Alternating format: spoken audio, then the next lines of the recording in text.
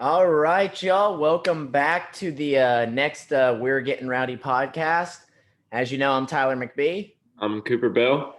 and bringing you a pretty, you could say, eventful week here on Yeah. Rocky Top. I think I want to start out with some bigger news, like there. Well, I mean, it's also so two different aspects of it. One, some good news. One was a little bit of a blow. It looks like Tennessee basketball assistant coach Desmond Oliver is moving on to get the ETSU coaching job. I mean, in my opinion, though, like I wish him nothing but the best. You never want to see a coaching search have to happen for like to get new assistants, unless I say it's something for him to like take that next step. And I mean, Yeah. he's been with the program since Barnes got here in 2015. So for him to get a shot, I'm very, very happy for Coach Oliver. Yeah, I'm very happy for him too. And to me, this I feel like with Kim English leaving for a head coaching job and now Desmond leaving for a head coaching job, I think that this will really help with recruiting. So I mean, essentially, you could have said that last season we had three head coaches Yeah. on our coaching staff. So I think I think for recruits to see that we have, guy like assistant coaches leaving to go be head coaches elsewhere, I think that would make guys want to be a part of the team. And just they're like, well, I mean, look at the level of coaching that they have over there, over here at Tennessee, to where they basically had three head coaches on their coaching staff last year. So yeah, I mean, I think it like you said, it's bittersweet to have him leave, but also at the same time, we're happy for him that it was for a head coaching role. But also at the same time, it's like I said, I mean, this can really help with recruiting. Yeah, I agree with that because it can also just show, like, sometimes that could just show assistants, hey, if I want to be a head coach, maybe I go coach under this guy because he'll be able to help teach me a lot.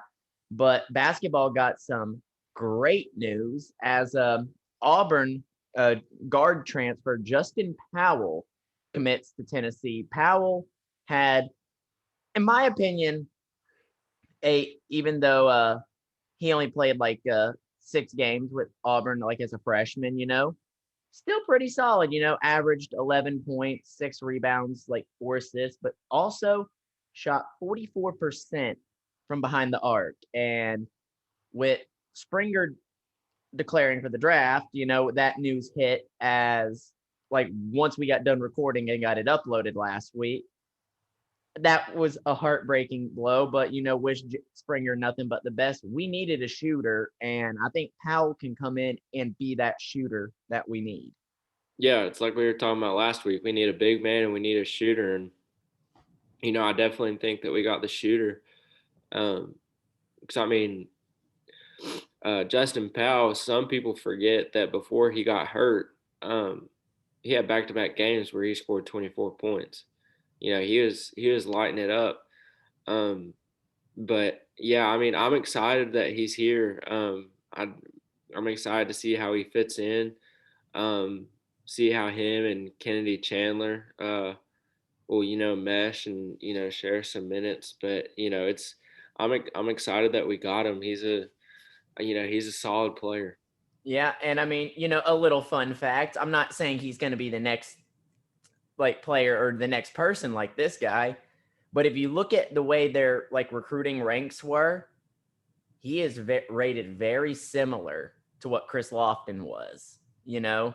Even though Powell was only listed as a 3-star coming out of high school, he was still like the number 2, number 3 player from his class in the state of Kentucky at that Yeah. point. And that's still really good because usually when you can play good basketball when you're from Kentucky, you're usually going to Kentucky at that point. Yeah. Yeah. I'm glad that we kept him out of Kentucky. I definitely don't want to have to play against him twice a year. Yeah, and But it yeah, no, also I'm happy that we were able to get him. yeah, same. And it also looked like from what I saw Kennedy Chandler and the Chandler family like, hey, reunited. So that makes me think they played like AAU stuff, like on the AAU circuit together. And again, it's all rumors right now, but there's a lot of rumbling that that 7-1 transfer, Walker Kessler, former 5-star who's leaving UNC, and Powell wanted to play together at their next destination. Yep. So, again, it's just fan speculation and rumor right now. I haven't heard a whole lot from a lot of others, like Austin Price. Haven't heard a lot from like him, or others haven't had a chance to read what their thoughts are. But yeah, there's, from what I've seen, several speculation from people that Kessler has a good shot of even ending up on Rocky Top, and that would be a good addition for the big man right there. Yeah, I would love to get Walker Kessler here. Um, hit that would just be amazing because I mean, really, um, like we still don't know what Folky's gonna do. Um, so with that uncertainty, it would be nice to bring in another big man, especially since Drew Pember's transferring.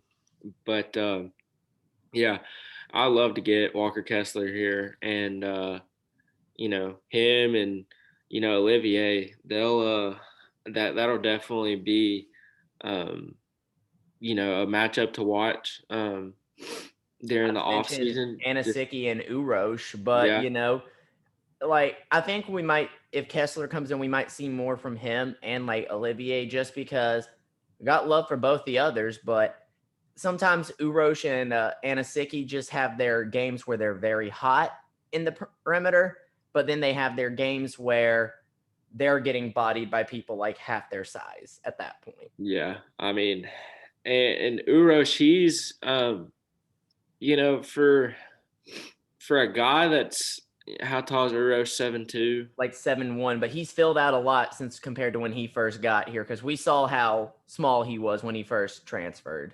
Yeah, but I mean, for a 7'1" guy, you think that he would be, a really big defensive presence, but he's not really. All of the Uros, but he's not really, what I expected him to be.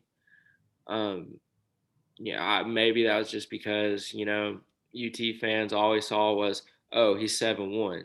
So I mean, maybe he had a little bit of overhype to him whenever he came in, and because I mean, whenever he came in, to be honest, I didn't know really anything about him. I just, like I said, I saw the 7'1", and I was like, okay, we got another big man, like sweet.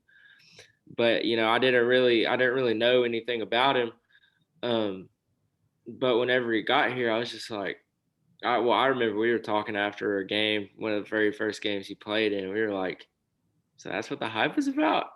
But like I said, all love to Urosh, but he's still a work in progress.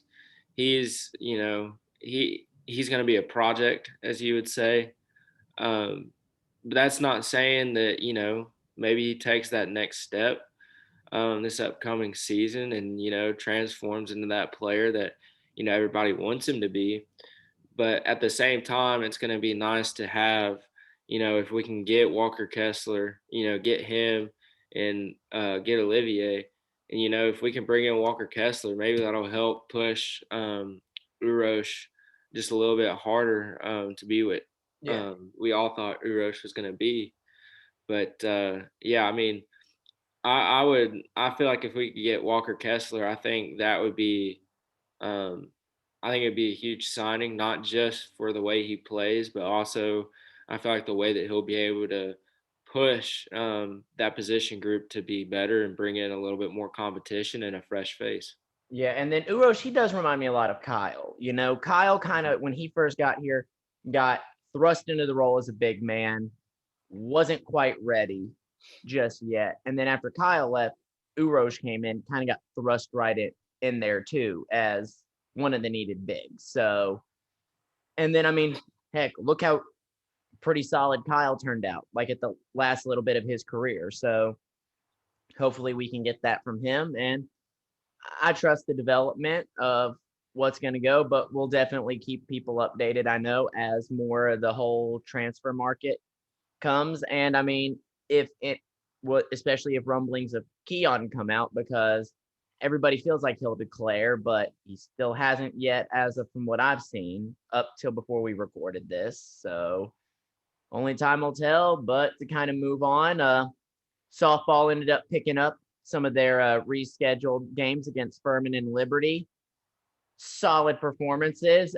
Beat Furman 11-4 in the first one, 7-2 in the second one, and then took down Liberty 6-0 before they headed to like a home SEC game series against Kentucky, where we took the series 2-1. So I would call that a very successful week for lady ball softball. Yeah, I would too. Yeah, it is successful. I didn't, I wasn't, I was super busy this past week, so I didn't really get to pay attention, to the softball team as much as I would have liked to. But I remember, I guess it was Friday.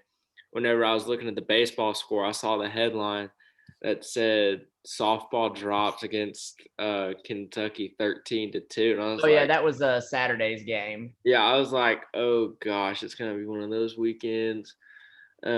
But no, I mean they bounced back in a big way. So it's just you know they're a resilient group. So it's like I've said every week, expect big things from them. You can always you've come to always expect big things from UT softball.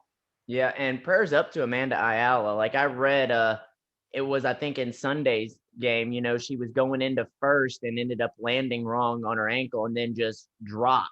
Like her body like collapsed, and she couldn't put weight on her ankle. So Yep. we'll try to figure out more, but and hope it's just something minor to where she maybe just like rolled it wrong. But if it's something severe, prayers to a speedy recovery on that, because her being one of them seniors on the team, you never want to see a senior go out like that. Yeah. No, it's heartbreaking to see a senior get hurt during their senior season. But yeah, hopefully it's something minor. But seeing the way that she fell, it didn't look that good. Yeah, and especially like with her, I think if I remember right, she's one of the seniors who actually I think took the free year at, of eligibility since their season got canceled last year. I could be mistaken because I think we had like one or two take it from last year, and I'm pretty sure. Uh, no, okay, no, she was a junior last year, so this is her actual senior year. I just went to look it up really quick, but yeah, you just never want to see it, and she's been a force to be reckoned with out there, especially at bats for Mm, that team. So, but they didn't seem to let it shake them up. They got the series win for her, and like they say, you want to be successful in the SEC in softball and baseball, you just got to win the series, really. yep. But Yep. moving on to baseball, you know, it was definitely a pretty, you know, uh, we had ended up going to Tuscaloosa. Started out against Western uh, Carolina.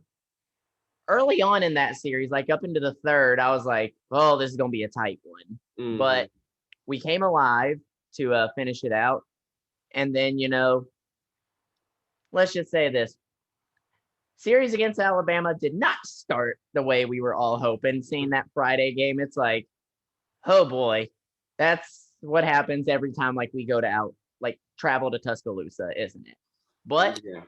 ended up getting it together on a Saturday, and then yesterday's game, nail biter, but they dug deep and got the series win. So it's always good to take down Alabama.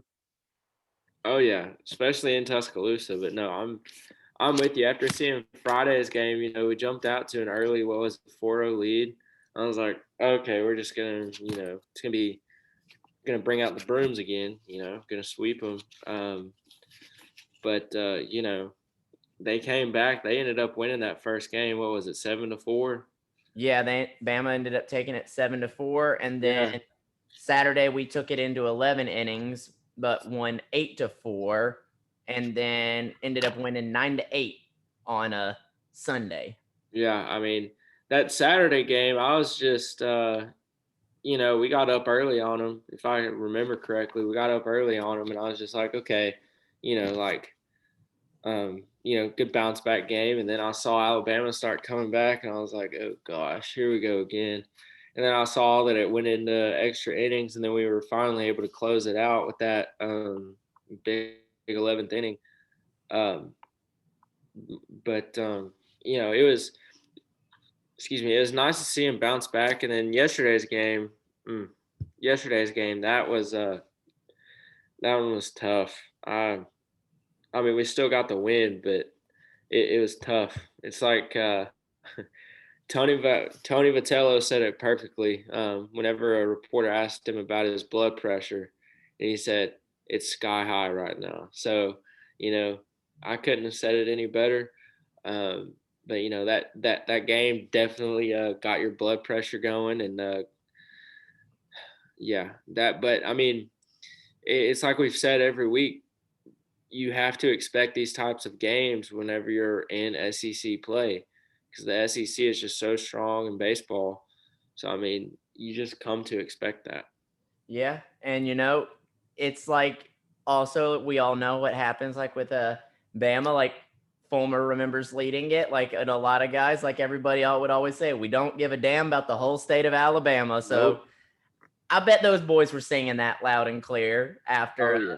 that series win. But baseball has a tough challenge coming up. I mean, midweek tune up against EKU, but even though they're now ranked 12th from the last rankings, Florida is coming into town, and oh, that's a one like I'm looking like at like oh lord, and then we'll definitely break it down more next week. But then we have Vanderbilt like right after that, so two back-to-back series where it's like we really got to come out strong. Otherwise, these could be two series losses coming up. We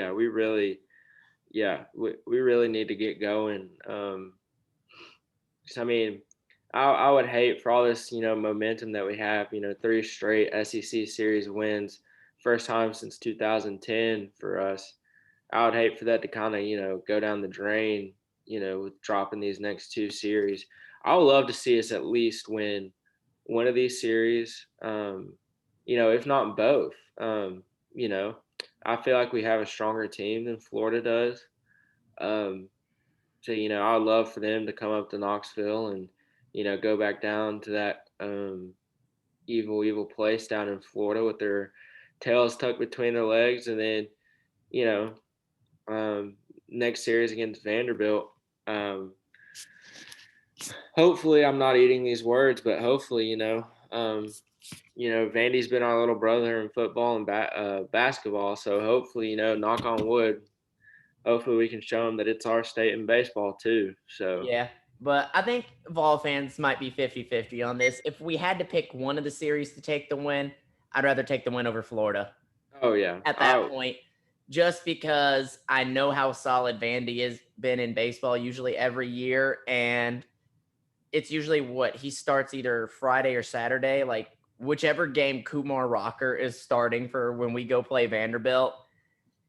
I'm looking at that game like that's probably going to be our toughest game in that yeah, series right there. But looking at the last updated rankings, our baseball team is ranked number 6. And, Vandy's, of course, at 1, Arkansas is at 2, Ole Miss is 3, Texas is now at 4. Then you got Mississippi State at 5 and us at 6. So Texas is now up in the top 5, but literally, again, almost 5 SEC teams in the top 5 again.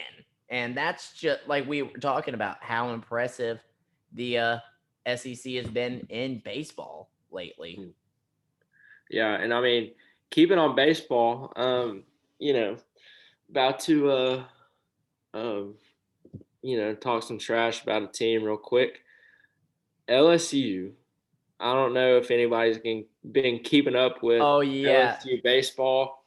their coach is like We comments. got in their head, and I, I was so happy.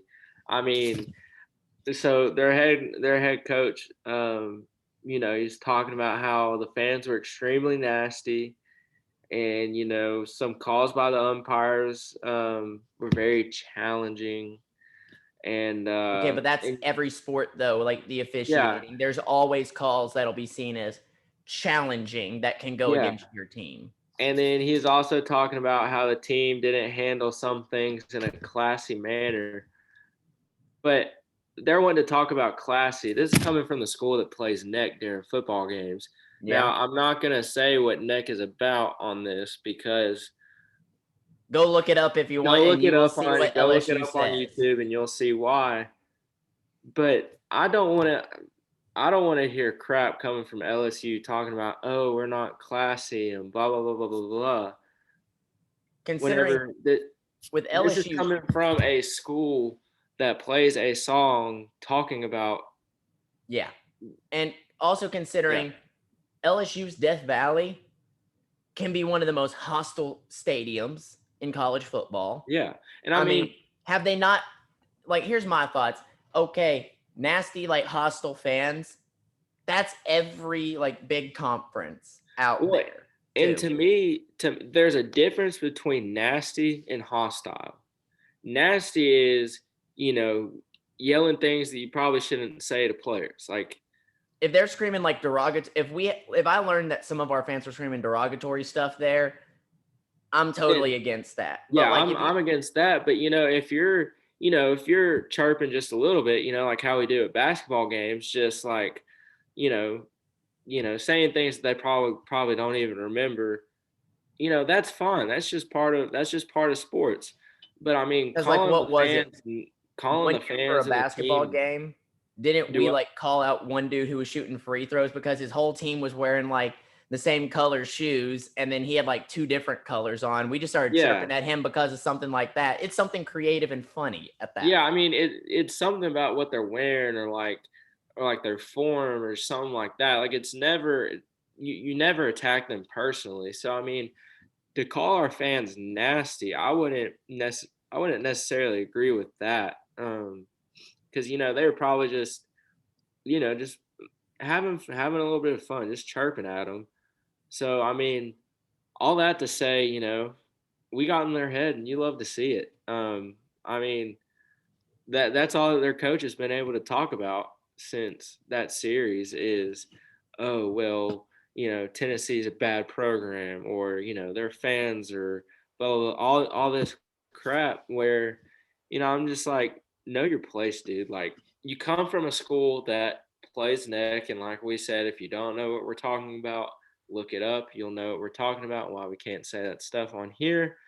Um, but I mean, you know, any kind of sports environment is supposed to be hostile for the visiting team.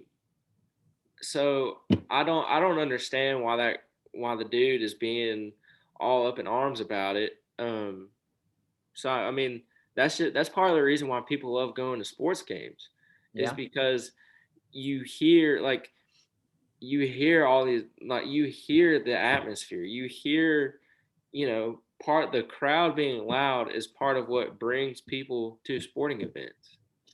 So this dude, I mean, basically what I take from it is this dude's saying, "Oh, well, I don't think that the fans should be allowed to cheer."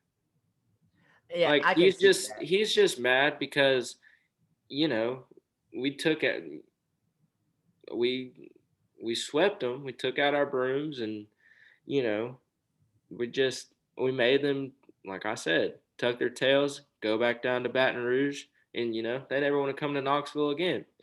And you know, but I mean, I just LSU right now they're just a bunch of crybabies. That's Yeah. all I gotta say, And really. like one player I always refer back to when they've talked about like traveling to Knoxville. Remember Trevor Knight when he played at Oklahoma, Yeah, then went to A&M? He yeah, said Tennessee was like one of the loudest and most hostile stadiums they've been in, but he said you always got to love it because that was his favorite away stadium he's played in just because it made the environment. So I'm like, if a lot of other players can handle it, I'm like, you're a D1 athlete. You'll hear that kind of stuff in the pros as well. But, it is what it is. But try to transition, it seems like spring practice has still been going pretty solid, Yeah. at that point. And then from what I'm hearing, we might be getting a few football commits very, very soon at Mhm. that point. Like, And big time commits too. They're not like Steve we're talking. Wiltfong, director of like sports with 24/7 Sports, like did his little prediction. Guess who he just crystal balled to Tennessee? Who? The Wade twins, Keaton and Destin Wade out there. So two big in-state recruits at that point who are looking to be their commitment soon. Package deal with them. Yep. And from like what I've read about them, they said overall they could make more of an impact than what both the Berry twins did when we got Evan and Elliott. And we knew how hyped everybody was to get them. We saw a good bit from Evan. Elliott, we didn't see a whole lot Yeah. from, but the fact that I think it's Keaton is Keaton's the linebacker. Destin is the quarterback, but can also play a bit of like receiver or used anywhere at that point. So I think getting both those two in-state boys in the boat is going to set something big for Rocky Top. Yeah, I mean, if we can land those two guys, I think that's just going to be the start of, the swing for the in-state guys. Um, if we can land them, I think the rest of the in-state guys will see, okay, they went to UT. Why not try to bring our hometown team? Why not? Why don't we try to, bring them back to what they used to be? Um, but it's um, I would love to get them. But going back to talking about, them, possibly thinking let's try to get our hometown team back to where they were. This thought crossed my mind, a couple of days ago. But if I remember correctly, I'm 20 years old. I was born in 2001. I've been a Vol fan all my life. The first season remember going to games and like remember some of the outcomes of games was really around 2008. So I was 7 years old. So since then, I've only witnessed, you know, just a handful, like not even 6 winning seasons. I'm not going to go into that for me. So, you know, and so for the Twins, they, you know, I'm older than them, so they don't remember. Like they don't. I mean, they have They've seen seen all the Tennessee win turmoil, less than what like I from the have, coaching and I staff. haven't seen Tennessee win that much. So, hopefully these guys will start thinking, start watching tape from, the teams of past and, see how good and how dominant the former UT teams used to be. So, I hope that they want to bring UT back to what they used to be. But yeah, I just thought I'd throw that out there that, I'm just I'm tired of seeing Tennessee have a losing season. Well, I, and if you're doing that, I might as well do it too. I was born in 95. My first season I ever went to was the 1996 season when I attended games. And I vividly remember being snowed in my house for the 98 national championship when I lived up in Indiana. I remember watching that game on TV. So that just shows you how many winning seasons I got to experience. I got to experience the late 90s, early 2000s teams at a yeah, lot of so those games. So I got a lot of good Tennessee teams under my belt of yeah, watching. But I'm yeah, I'm jealous of that. I have like my earliest experiences of a Vol fan was, Lane Kiffin. So I mean, that was an entertaining season. But Derek Dooley, Butch Jones, and now Pruitt. So I mean, these are my memories as a Vol fan. So I mean, yeah, I have those two, I guess you could say, okay years under Butch, where we went 9-4. Um, and had a little bit of a hope of the SEC championship. That's really the only time that UT has been hyped up. Besides, I don't even know why we were hyped up in Derek Dooley's last year here. But I remember we started off the season ranked 25, went and played NC State, beat them. And everybody was like, oh, Tyler Bray for Heisman. Oh, Well, I mean, look who he had. He had that time like Justin Hunter, Cordero Patterson. We had Kurt and AJ leading the defense. dude, So I don't know how that team went. I don't know how that team was as bad as they were with the talent. I guess it was just because the defense couldn't stop a nosebleed. they But couldn't. The defense is what hurt us that year. But yeah, just going back to the Wade twins, and with them being in-state kids, it's like everybody who follows recruiting says it best. Like Austin Price, all of them say it. Usually wants one kid like in-state, especially when you got kids like them who are tight knit with a bunch of the other in-state prospects commit. That can usually cause a trickle effect. Like even though we didn't keep them all, I look back to the year for the 2018 class originally. mhm. Cade led the way for his original commitment. Then we had Alante Taylor. Then you started seeing guys like DeAndre Littaker, Greg Emerson, Brendan Harris, like all of them, like top in-state boys, started committing to Tennessee. Like Mhm. Brant Wallace, all of them. But not everybody stuck with it.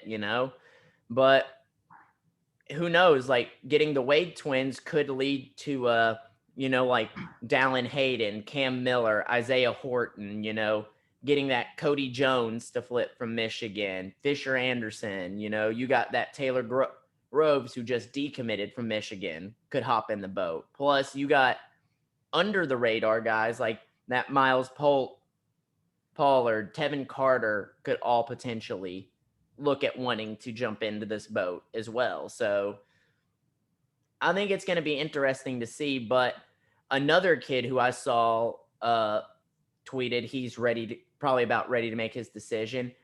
Very under the radar edge rusher from it was like I think around the Florida area, from Winter Park area. Vincent Sneed, about 6'4", 230, 235 pounds right now. Everybody's been loving what they've been hearing with him in Tennessee, that communication. So, heck, even dipping in, getting a kid out of the state of Florida is always good too. Yeah, that's one less guy that Florida can get. So, I mean, I would love if we could, get him. I don't really know much about him, but it sounds like he has good size at 6'4", 235. So I mean, you know, I'm assuming he's more of like a speed rusher. Yeah, so he'll fit into that role, kind of like what I think in our last defensive scheme, like what DeAndre Johnson did, Yeah, but DeAndre and more than has the ability to put his hand in the dirt, but can also play standing up too. yeah, yeah. So I mean, I would love if we could get him because it's like we say every time we talk about recruiting and all that, you can never have too many good pass rushers. You cannot. Never, never. There's a reason that in the NFL, a lot of the times you see, some of the highest paid guys in the league are quarterbacks and pass rushers. And it's like we say, you can never have too many good pass rushers, and you can never have too many good quarterbacks. And right now, Tennessee, they have a handful of some pretty talented quarterbacks, but if we can get a couple of good pass rushers, that right there, that's a big. Offensive line, quarterback play, and edge rushing. That's really, um, to me, that's of course, every single part of a team is necessary, but to me, that's the three biggest things whenever it comes to a team is you need that edge rusher to put some pressure on the quarterback, make him not go through his progressions as good as he probably should. And, that'll cause him to make mistakes, and thus because of that, the secondary will start And clamping causing down. turnovers. Yep, causing turnovers. And offensive line, that goes without saying. If you don't have an offensive line, it doesn't matter if you have Patrick Mahomes in the backfield. I mean, we all saw what happened during the Super Bowl whenever, Patrick Mahomes couldn't get any protection. It doesn't matter. It doesn't matter how good or how strong of an arm your quarterback has. If you don't have an offensive line, that doesn't matter. You're still going to get sacked, 6 times a game. And then quarterback, I mean, we saw it this past year. I'm not going to say our offensive line play was amazing. Um, Some games they played I mean, solid. some games they played really good. Some games they didn't play that well. I'd say they were good, not great, not bad, but I guess you could say average. Yeah, I would put them at Um, average because, like we had talked about in one of the very the first episode, first half against Georgia, they gave us great protection mhm. up there.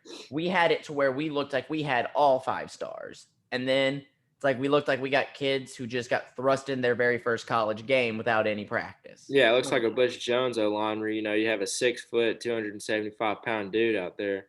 But we saw it this past year with JG behind our offensive line. I mean, um, that's what happens. Like I said, you can have a pretty good offensive line, but if you don't have a quarterback, then it doesn't matter. So I mean, all that coming to say is, yes, every part of the team is necessary, but I mean, you can never have too many good offensive linemen. You can never have too many good quarterbacks, and you can never have too many good pass rushers. But Yep, so yeah, but I would love to get that kid out of Florida.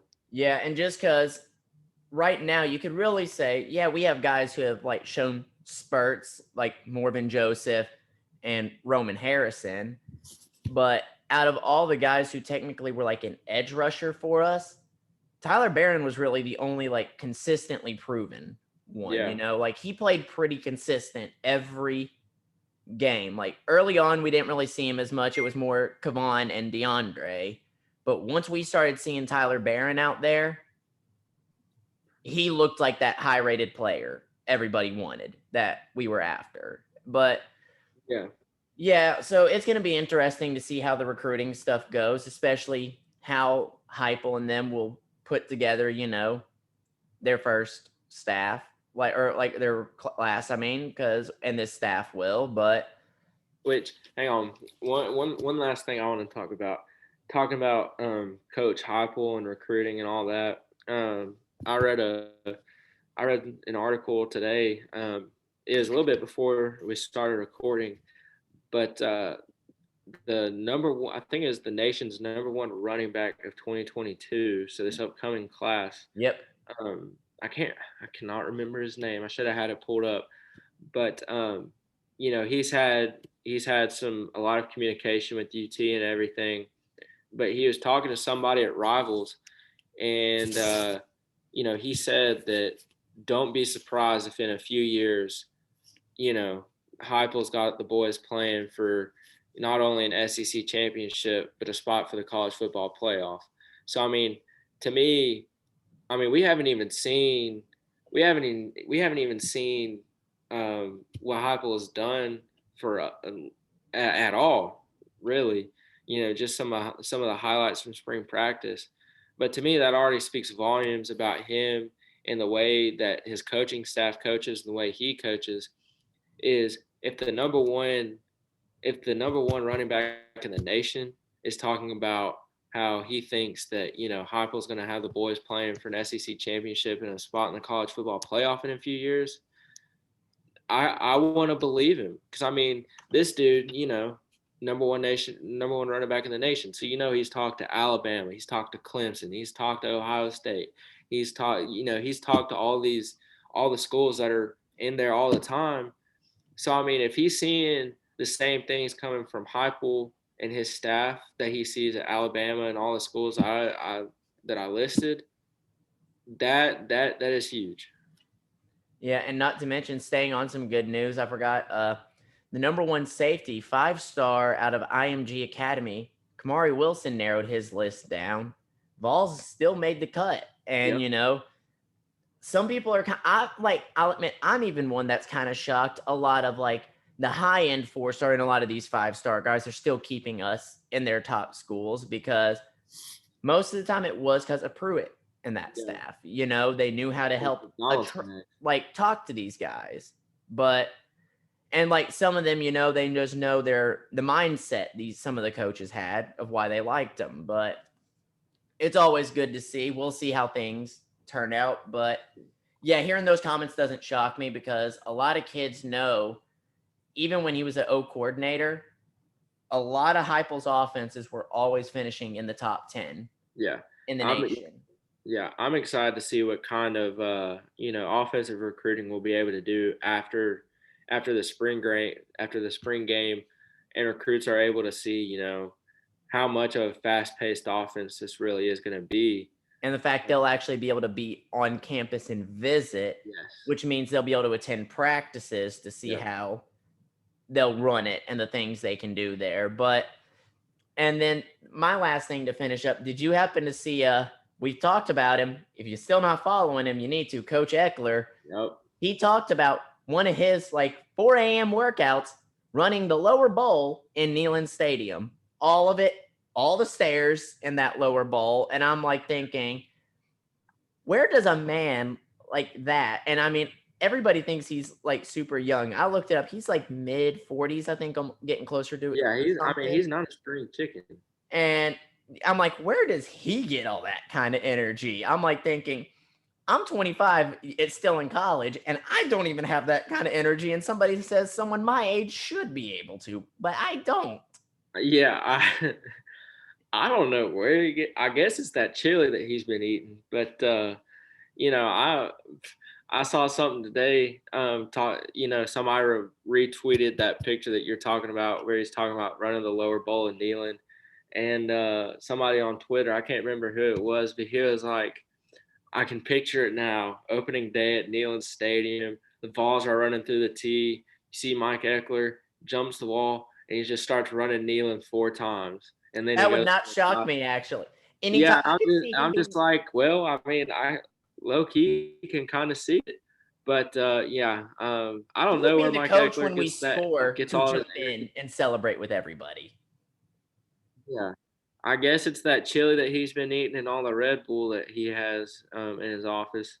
The mini fridge with all the Red Bull. Yeah, but I've that's the energy we need on Rocky Top. 'Cause you know dang well Pruitt wasn't about to run, the lower bowl of Neyland.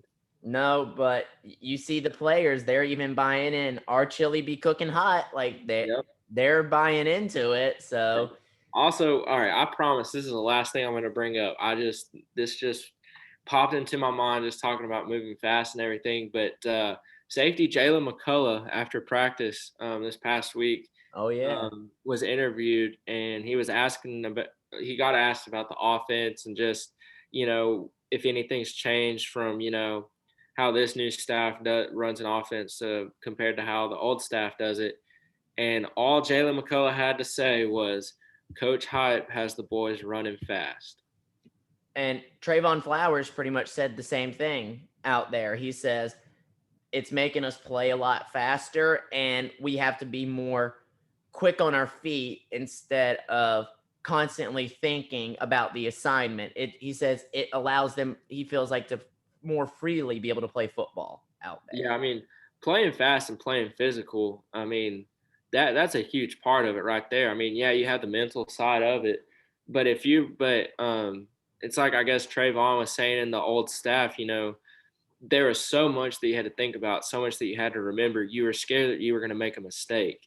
And so that's why, the old staff, I mean, some of the defenses that you saw, you would have expected better, but you didn't, is because I guess those guys just, they had too many things that they had to read and they couldn't play fast and they couldn't play physical. So, I mean, who knows? Maybe now that the defense is, going up against a fast offense, faster paced offense that is more common now, um, you know, maybe the defense will be a little bit better too. So, I'm so excited to see what Heupel has done to the team. Yeah, I am too. And it's like, it's refreshing because, like you see, the guys are, like they said, Heupel's all about work, like the last staff, and which they like when they're like suited up in their helmets, their pads. It's all about business. But they also know how to, like, during like some of their in like just conditioning stuff, know how to throw some fun into Yeah. it as well, to where I've heard they've done different stuff, like, they told the guys, all right, for these, like, 50-yard like dashes we're gonna do, or just like to see, get to the other side, like who it gets there the fastest, you get bragging rights if you beat the people in your line, stuff like that, just to bring like that friendly competition Yeah. into Yeah. it. So you love to see that. The guys really seem to be enjoying playing football again. Yep. Towards the end of last season, you could just tell by, body language and everything that they looked defeated. They didn't look like they were having fun. I guess the old staff, I guess took the fun away from playing football for them. But a lot of the guys have come out on Twitter and have said, this is the most fun I've ever had playing football. And the So, environment is so different, and mhm. when your players are feeling much better, as a fan, I feel like you just can't help but buy in. Yeah, I mean, from the fans, we're just reading articles and watching highlights and just looking at pictures. But hearing what the players have to say, that's that's a huge thing. And sometimes how there's a thing called coaches talk where they're not really specific on things they say. Well, there's also a thing called players talk where I feel like you can kind of tell if it's like a manufactured answer. Whereas what the guys are saying on Twitter, it really seems genuine, and these guys really do seem to enjoy playing under the new staff. Yep. But I was gonna say that's about all I got, and I think, is that all you got? It's all I got. But yeah, we'll definitely bring more as spring practice, gets more underway, and with baseball and softball. And just, I guess everybody's gonna be having the eyes on their TVs tonight for the national championship when Gonzaga and Baylor play, which I don't think anybody, like you and me said, we weren't, both of us are not shocked to see Gonzaga in that national title game in Or reality, Baylor. or Baylor. But yeah, other than that, hope everybody enjoys a great Big Orange week. But like always, go Vols. Go Vols.